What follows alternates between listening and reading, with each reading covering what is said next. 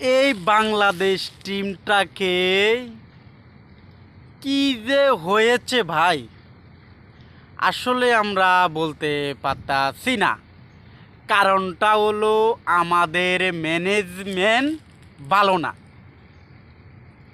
শান্ত শান্ত captain, বাংলাদেশের কোনো পরম নাই, তার ক্যাপ্টেন্সি দিয়ে দিছে। লিটন কুমার দাস ফর্মে নাই, তারে খালি নিতেছে। আমাদের একজন ভালো অভিজ্ঞ প্লেয়ার ইমরুল কাইস ভাইকে দলে জায়গা দেওয়া হয় না। আমরা এটার জন্য প্রতিবাদ করলেও আমাদের প্রতিবাদটা কাজে হয় না। তাই আমরা বলতেছি, এবং কি নাজমুল হাসান পাপ্পন সাহেবকে বলতেছি, শান্তকে ক্যাপ্টেন্সি থেকে শেষ করে মেহেদি হাসান মিরাজকে ক্যাপ্টেন্সি দিলে আর ভালো ছিল, কিন্তু আমরা তাকেও দলে রাখি নাই। কারণটা আমাদের মেহেদি